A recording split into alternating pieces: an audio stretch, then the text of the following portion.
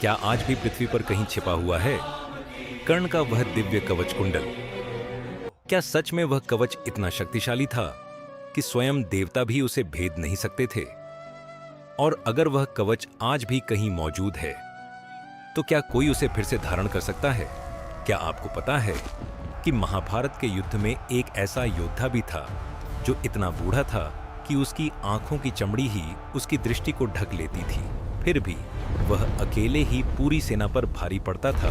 क्या आपने कभी सोचा कि भगवान श्री कृष्ण की नारायणी सेना, जो पूरे ब्रह्मांड की सबसे खतरनाक सेना मानी जाती थी, वह आखिर पूरी तरह खत्म कैसे हो गई?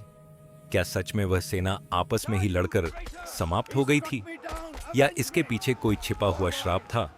और क्या आप जानते हैं कि महाभारत के युद्ध में एक सफेद साया भी देखा गया था, जो किसी के लिए नहीं लड़ रहा था, बस गिरते हुए योद्धाओं को छू रहा था, और जैसे ही वह छूता वह शरीर तुरंत ठंडा पड़ जाता था। आखिर कौन था वह? क्या वह कोई देवता था या मृत्यु का दूत? और सबसे बड़ा रहस्य, जब युद्ध खत्म हुआ तो भगवान श्री कृष्ण और अर्जुन के उतरते ही उनका रथ अचानक जल क्यों उठा? क्या वह केवल आग थी या किसी दिव्य ऊर्जा का विस्फोट? मित्रों, आज हम महाभारत के उन रहस्यों को खोलने जा रहे हैं जिन्हें बहुत कम लोग जानते हैं। यह केवल कहानी नहीं है, ये शक्ति, युद्ध और चेतना का संगम है। और अगर आप सच में इन रहस्यों को समझना चाहते हैं तो इस यात्रा को ध्यान से सुनिए, क्योंकि हर रहस्य दूसरे रहस्य से जुड़ा हुआ है।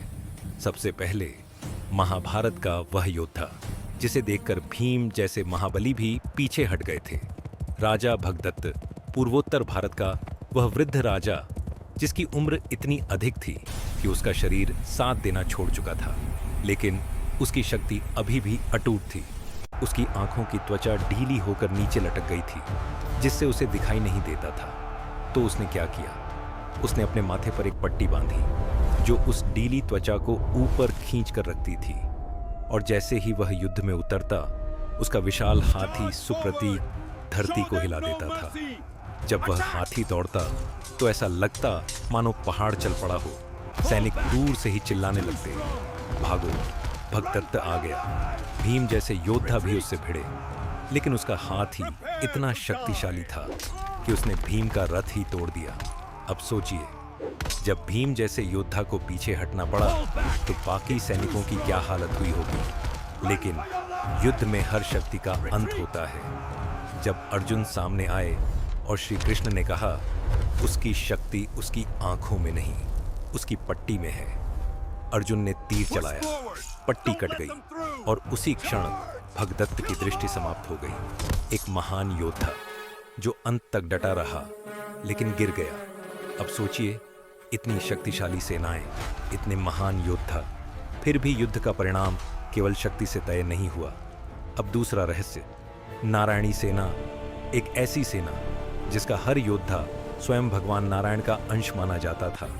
क्या आपने कभी सोचा, इतनी शक्तिशाली सेना आखिर हार कैसे गई? जब पांडव और कौरव दोनों श्री कृष्ण के पास पहुंचे तो उन्होंने क्या कहा?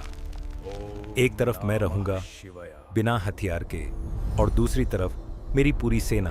अब सोचिए, कौन मूर्ख होगा जो सेना छोड़कर एक व्यक्ति को चुनेगा? लेकिन अर्जुन ने क्या चुना? उन्होंने श्री कृष्ण को चुना। और दुर्योधन ने सेना। अब सवाल यह है, क्या शक्ति संख्या में होती है या दिशा में?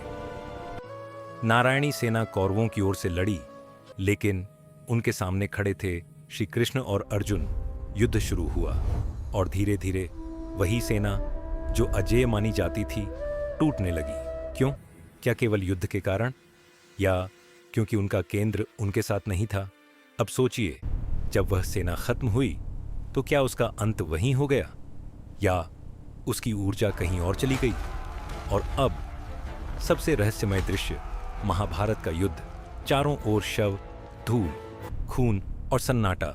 लेकिन कुछ योद्धाओं ने एक अजीब चीज देखी, एक सफेद आकृति। ना वह किसी के साथ लड़ रही थी, ना किसी को बचा रही थी, वह बस चल रही थी धीरे धीरे। और जहां कोई योद्धा गिरता वह उसके पास जाती, उसे छूती, और वह शरीर तुरंत ठंडा पड़ जाता, जैसे जीवन उसी क्षण समाप्त हो गया हो। अब सोचिए, क्या वह केवल कल्पना थी या मृत्यु का साक्षात रूप? मित्रों, महाभारत का युद्ध केवल अस्त्रों का नहीं था, वह शक्तियों का टकराव था। कुछ दिख रही थीं और कुछ अदृश्य थीं। लेकिन सबसे बड़ा रहस्य अभी बाकी है। कर्ण, जिसका कवच कुंडल उसे जन्म से प्राप्त था, जो उसे अजेय बनाता था, लेकिन जब उसने वह कवच दान में दे दिया तो क्या सच में उसकी शक्ति समाप्त हो गई या वह ऊर्जा कहीं और चली गई? और अगर आज भी वह कवच मौजूद है तो वह कहां है? देखो, कवच कुंडल निकल रहे हैं। अब जरा सोचिए, जिस कवच कुंडल ने कर्ण को अजेय बना दिया था, जिसके रहते हुए कोई भी अस्त्र उसे भेद नहीं सकता था, वह जब शरीर से अलग हुआ तो क्या वह सिर्फ एक धातु रह गया या उसके भीतर अब भी वही दिव्य ऊर्जा मौजूद थी? क्या आपने कभी सोचा कि इंद्र ने वह कवच कुंडल लेने के बाद उनका क्या किया? क्या सच में वह उसे स्वर्ग ले गए या उसकी शक्ति को देखकर उसे कहीं छिपा दिया? क्योंकि वह कवच कोई साधारण वस्तु नहीं था, वह ऊर्जा का स्रोत था। कहा जाता है, जब कर्ण ने अपने शरीर से वह कवच निकाला तो केवल खून ही नहीं बहा था, बल्कि एक ऊर्जा भी मुक्त हुई थी जो वर्षों तक उसके शरीर में स्थिर थी। अब सोचिए, अगर वह ऊर्जा अचानक बाहर आए तो क्या होगा? क्या वह नष्ट हो जाएगी या किसी स्थान पर स्थिर हो जाएगी? कुछ परंपराएं कहती हैं कि वह कवच कुंडल आज भी पृथ्वी के किसी गुप्त स्थान पर सुरक्षित है, जहां सामान्य मनुष्य नहीं पहुंच सकता, जहां केवल वही जा सकता है जिसकी चेतना उस स्तर तक पहुंची हो।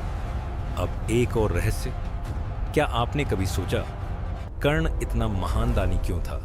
क्यों वह हर बार अपने सबसे मूल्यवान वस्तु भी दे देता था? क्या यह केवल उसका स्वभाव था या उसके भीतर कोई ऐसी शक्ति थी जो उसे त्याग की ओर ले जाती थी? क्योंकि जिस व्यक्ति के पास सब कुछ हो वह दान देता है, लेकिन जिसके पास जीवन हो और वह भी दे दे, वह सामान्य नहीं होता। अब सोचिए, जब कर्ण का कवच चला गया तो क्या उसकी शक्ति भी चली गई या वह शक्ति उसके भीतर ही किसी और रूप में रह गई? महाभारत के युद्ध में जब कर्ण और अर्जुन आमने सामने आए तो वह केवल दो योद्धाओं का युद्ध नहीं था, वह दो ऊर्जाओं का टकराव था। एक जिसके पास दिव्य मार्गदर्शन था और दूसरा जिसके पास अपार साहस था। लेकिन सबसे बड़ा रहस्य अभी भी बाकी है। कर्ण के पास जो अमोघ अस्त्र था, जो इंद्र ने उसे दिया था, वह उसने अर्जुन पर क्यों नहीं चलाया? क्यों उसने उसे घटोत्कच पर प्रयोग कर दिया? क्या यह केवल परिस्थिति थी या यह पहले से तय था? क्योंकि अगर वह अस्त्र अर्जुन पर चलता तो क्या इतिहास बदल जाता? अब एक और गहरा प्रश्न, क्या आपने कभी सोचा महाभारत के इतने बड़े युद्ध के बाद इतनी शक्तियां, इतने अस्त्र सब अचानक कहां चले गए? क्या वे सब नष्ट हो गए या किसी ने उन्हें सील कर दिया? अब ध्यान दीजिए, महाभारत के बाद धीरे धीरे दिव्य अस्त्रों का प्रयोग बंद हो गया, आर्षि मुनि कम होने लगे और मनुष्य की शक्ति सीमित होने लगी। क्या यह केवल समय का प्रभाव था या एक नियोजित परिवर्तन? कुछ मान्यताएं कहती हैं कि युद्ध के बाद भगवान श्री कृष्ण ने स्वयं दिव्य अस्त्रों की विद्या को सीमित कर दिया ताकि भविष्य में कोई भी मनुष्य उसका दुरुपयोग न कर सके। लेकिन क्या सच में सब कुछ समाप्त हो गया या कुछ अंश आज भी बचे हुए हैं? अब एक और रहस्य, अश्वत्थामा, जिसके माथे पर एक दिव्य मणि थी जो उसे भूख, प्यास, थकान से बचाती थी और युद्ध के बाद वह मणि उससे छीन ली गई। लेकिन क्या वह मणि केवल एक रत्न थी या एक ऊर्जा केंद्र? कहा जाता है उस मणि के निकलते ही अश्वत्थामा के माथे का घाव कभी नहीं भरा। अब सोचिए, क्या वह घाव केवल शारीरिक था या उसके भीतर की ऊर्जा असंतुलित हो गई थी? कुछ लोग कहते हैं कि अश्वत्थामा आज भी जीवित है, कुछ कहते हैं वह अमर नहीं बल्कि एक टाइम लूप में फंसा हुआ है, जहां वह बार बार वही पीड़ा जी रहा है, जहां कोई उसका चेहरा नहीं देख सकता, केवल उसकी परछाई। अब सोचिए, अगर यह सच है तो क्या वह आज भी उस ज्ञान का एकमात्र जीवित स्रोत है क्या वह जानता है कि ब्रह्मास्त्र की शक्ति आज भी कहाँ है? और यही हमें ले जाता है एक और गहरे रहस्य की ओर। गांधारी, जिन्होंने अपनी आंखों पर पट्टी बांधी, लेकिन क्या वह केवल त्याग था या उसके पीछे कोई और कारण था? कहा जाता है सालों तक आंखें बंद रखने से उनकी दृष्टि में एक ऐसी ऊर्जा उत्पन्न हो गई थी जो सामान्य नहीं थी। जब उन्होंने पट्टी खोली तो उनकी नजर से निकलने वाली शक्ति ने दुर्योधन के शरीर को वज्र जैसा कठोर बना दिया। अब सोचिए, क्या यह केवल आशीर्वाद था या एक प्रकार की ऊर्जा किरण? मित्रों, महाभारत के रहस्य जितने दिखाई देते हैं उससे कहीं ज्यादा गहरे हैं। हर कहानी के पीछे एक और कहानी छिपी है और हर शक्ति के पीछे एक और रहस्य। लेकिन सबसे बड़ा प्रश्न अभी भी बाकी है। अगर ये सभी शक्तियां कहीं न कहीं आज भी मौजूद हैं, तो क्या कोई उन्हें फिर से जागृत कर सकता है? और अगर कर सकता है तो क्या हम तैयार हैं? अब जरा एक पल के लिए गहराई से सोचिए। अगर महाभारत के ये सभी रहस्य केवल कहानियां नहीं बल्कि किसी छिपी हुई वास्तविकता के संकेत हैं, तो क्या यह संभव है कि इन सभी शक्तियों का कोई अंतिम केंद्र भी हो?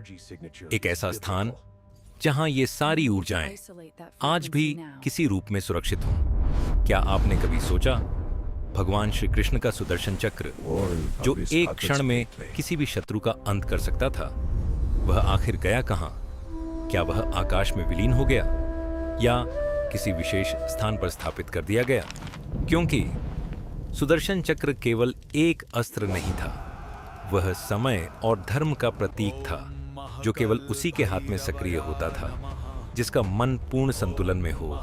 अब एक और रहस्य। महाभारत के बाद भगवान श्री कृष्ण ने अपनी लीला समाप्त की और उसी के कुछ समय बाद द्वारका समुद्र में समा गई। क्या यह केवल एक प्राकृतिक घटना थी या इसके पीछे कोई योजना थी? कुछ मान्यताएं कहती हैं द्वारका केवल एक नगरी नहीं थी, वह एक ऊर्जा केंद्र थी जहां कई दिव्य शक्तियां संतुलित रखी गई थीं, और जब समय पूरा हुआ तो उसे समुद्र के नीचे छिपा दिया गया ताकि वह शक्ति गलत हाथों में न जाए। अब सोचिए, अगर सुदर्शन चक्र, नारायणी सेना की ऊर्जा, कर्ण का कवच, अश्वत्थामा की मणि, इन सभी का संबंध कहीं न कहीं जुड़ा हुआ हो, तो क्या यह केवल संयोग है या एक बड़ी योजना का हिस्सा? अब सबसे रहस्यमय प्रश्न, क्या आपने कभी सुना है कि कलयुग के अंत में भगवान विष्णु स्वयं कल की अवतार में आएंगे? और जब वह आएंगे तो क्या वे खाली हाथ आएंगे या वही पुरानी दिव्य शक्तियां फिर से उनके पास होंगी? क्या कर्ण का कवच फिर से धारण किया जाएगा? क्या सुदर्शन चक्र फिर से घूमेगा? क्या वही ऊर्जा फिर से जागृत होगी? अब सोचिए, अगर ऐसा होता है तो क्या इसका मतलब यह है कि ये सभी शक्तियां आज भी कहीं न कहीं इंतजार कर रही हैं? कुछ परंपराएं कहती हैं कि ये शक्तियां नष्ट नहीं हुई बल्कि सुप्त अवस्था में चली गईं, जैसे एक बीज जो सही समय आने पर ही अंकुरित होता है। अब एक और गहरा रहस्य। क्या आपने कभी सोचा कि क्यों कुछ स्थानों पर आज भी अजीब ऊर्जा महसूस होती है, जहां अचानक मन शांत हो जाता है, जहां समय धीमा लगता है, जहां ध्यान आसानी से लग जाता है? क्या यह केवल प्राकृतिक कारण है या किसी प्राचीन ऊर्जा के अवशेष? और अब सबसे बड़ा प्रश्न, अगर यह सब सच है तो क्या मानवता उस स्तर तक पहुंच चुकी है जहां वह इन शक्तियों को समझ सके, या अभी भी हम उसी स्तर पर हैं जहां एक गलत निर्णय सब कुछ समाप्त कर सकता है? मित्रों, महाभारत की यह कथा केवल अतीत की नहीं है, ये एक दर्पण है जो हमें दिखाती है कि शक्ति हमेशा मौजूद रहती है, लेकिन उसे संभालने के लिए सिर्फ ज्ञान नहीं, संयम चाहिए। कर्ण का त्याग, अश्वत्थामा का श्राप, गांधारी की शक्ति, कृष्ण की नीति, ये सब केवल घटनाएं नहीं हैं, ये संकेत है कि जब शक्ति और अहंकार टकराते हैं तो परिणाम हमेशा विनाश होता है। लेकिन एक बात आज भी रहस्य बनी हुई है, अगर ये सभी शक्तियां कहीं न कहीं आज भी मौजूद हैं, तो क्या वे केवल एक सही समय का इंतजार कर रही हैं या किसी ऐसे व्यक्ति का जो उन्हें फिर से जागृत कर सके? और अगर वह समय आ गया तो क्या इतिहास खुद को दोहराएगा, या इस बार मानवता सही निर्णय ले पाएगी? क्योंकि महाभारत खत्म नहीं हुआ है, वह आज भी जारी है, बस रूप बदल गया है।